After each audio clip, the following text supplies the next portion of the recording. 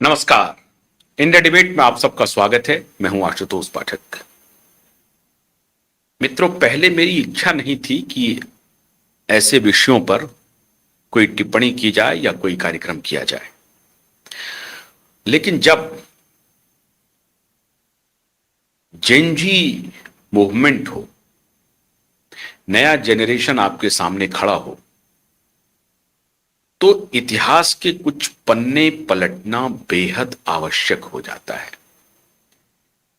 वरना नई पीढ़ी यही मान लेगी कि जो कुछ भी सामने में घट रहा है वही सत्य है।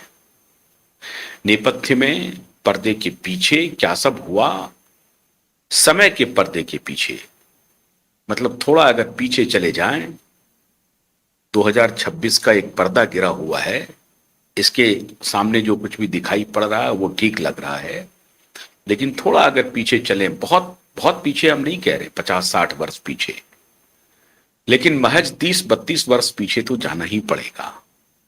कुछ घटनाओं का जिक्र करना पड़ेगा और उन घटनाओं पर आज तक कोई प्रतिक्रिया नहीं आई है, कोई स्पष्टीकरण नहीं आया है, कोई स्पष्टीकरण।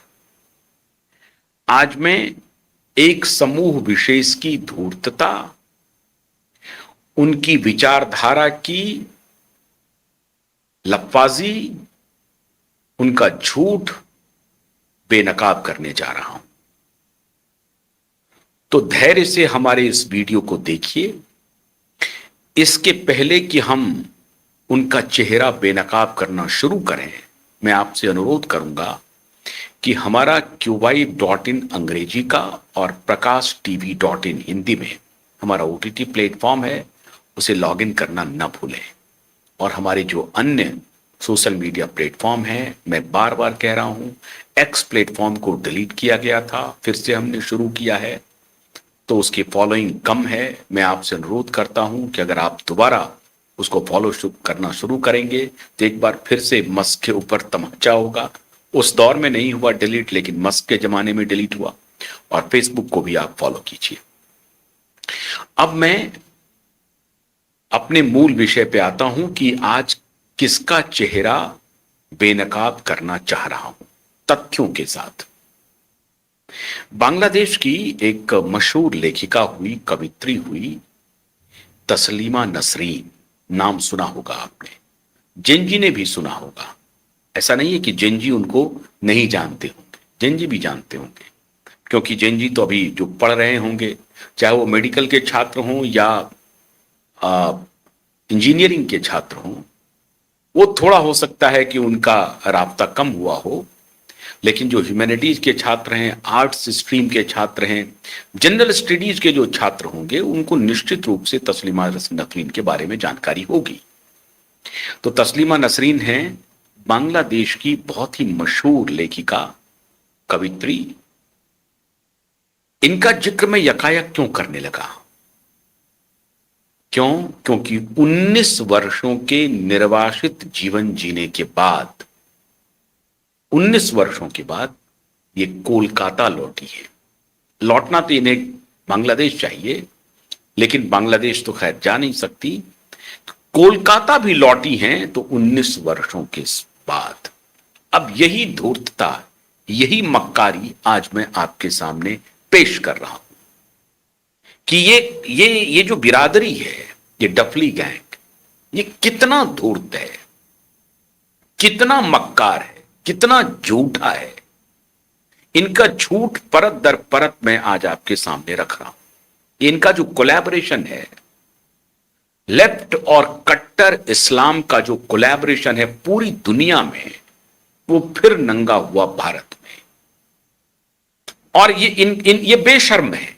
इनको जब इस तरह के सवाल सामने में रखेंगे, तो जैसे एंथनी फॉची ने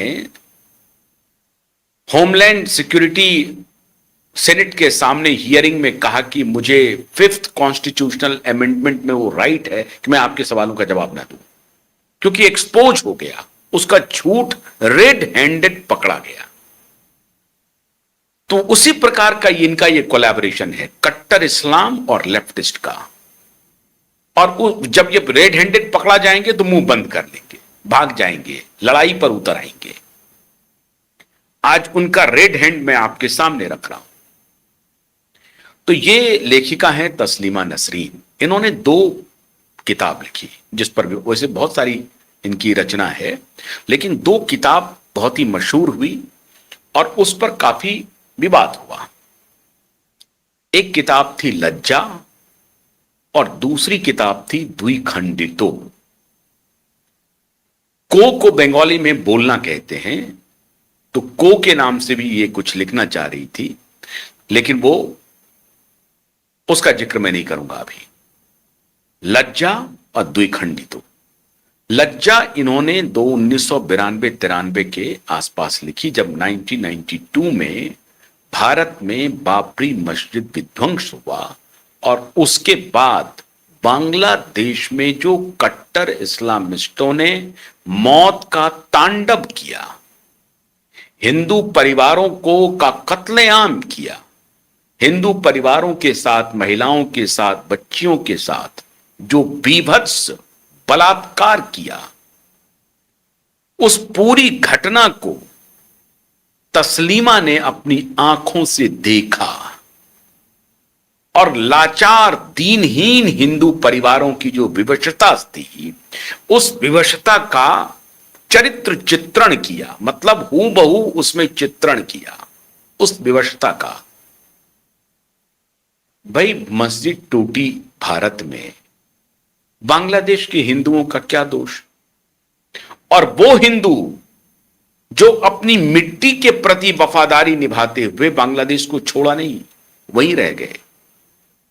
आज उनकी संख्या क्या है बताने की जरूरत नहीं। पाकिस्तान बांग्लादेश दोनों में, दोनों बेशर्म जो देश बने, दोनों बेशर्म देश में हिंदुओं और सनातनियों की क्या स्थिति है, यह बताने की जरूरत नहीं है। हैरानी की बात यह है कि इन दोनों देशों में अधिकतर, जो पाकिस्तान हुआ उसमें तो अधिकतर संख्या दलितों की थी। 23% जो हिंदू आबादी थी उसमें बहुत अधिकतर संख्या दलितों की थी। और उन दलितों के साथ क्या हुआ, लेकिन ये इनके विषय में नहीं है, इनके सिलेबस में नहीं है, इनके टेक्स्ट बुक में नहीं है। इस पर चर्चा करेंगे, चेहरा उस दूसरी तरफ घुमा लेंगे।